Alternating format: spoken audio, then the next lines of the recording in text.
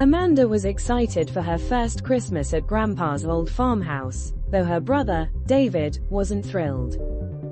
He preferred spending Christmas with his friends, but Amanda had always wanted to visit the farmhouse. The house looked ancient and creepy upon arrival, weathered wooden walls, frosted windows, and a musty smell. The wind howled through the cracks, and the trees outside cast long, ominous shadows. Despite its eerie vibe, Amanda was still thrilled.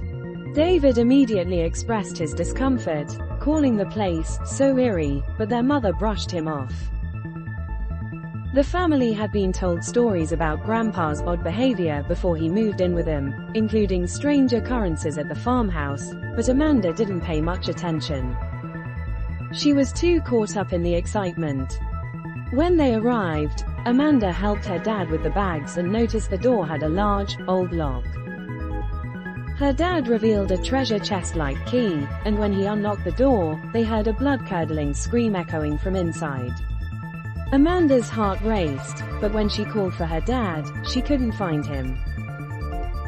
He was suddenly inside, unpacking, as if nothing had happened.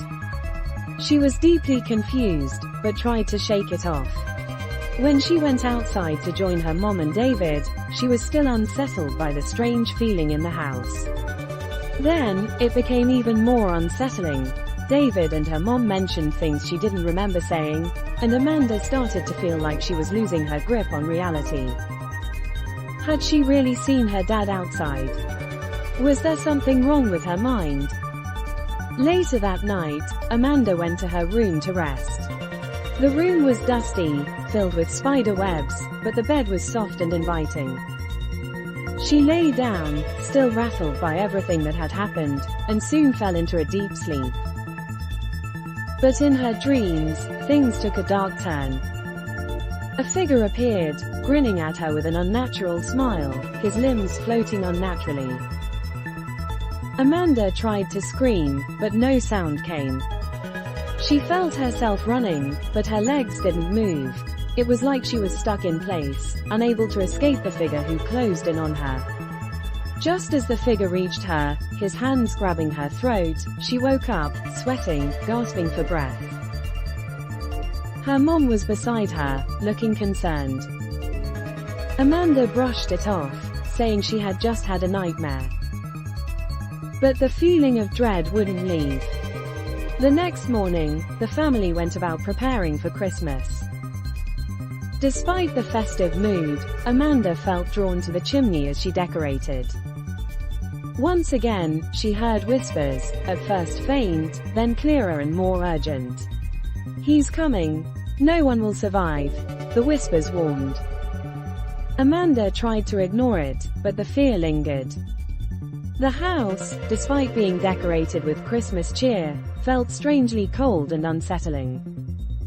On Christmas Eve, the family sat down to celebrate, surrounded by the warmth of the house.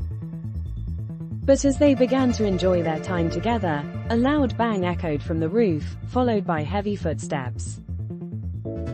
David joked, asking if Santa was coming, but the footsteps only grew louder, growing closer and closer.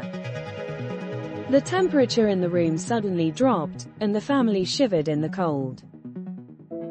Amanda's heart raced as her eyes turned toward the chimney. And then, to her horror, a figure began to emerge from the chimney, a decayed and twisted creature, unlike anything she had ever seen. His skin hung loosely from his bones, his limbs twisted in unnatural ways. He floated toward them, and Amanda could hardly believe what she was seeing. He pulled off his scarf, revealing his face, and Amanda immediately recognized the smile, an eerie, grotesque version of Grandpa's smile. But Grandpa had died years ago. The figure moved toward her, slowly raising his arms. Amanda's breath caught in her throat as he grabbed her by the neck. She struggled to breathe, her vision starting to blur. As the house around her began to dissolve into darkness, Amanda saw her family standing motionless, smiling at her with cold, empty smiles. The last thing she heard was a familiar voice calling her name, but everything went black. When Amanda woke up, she was back in her own room.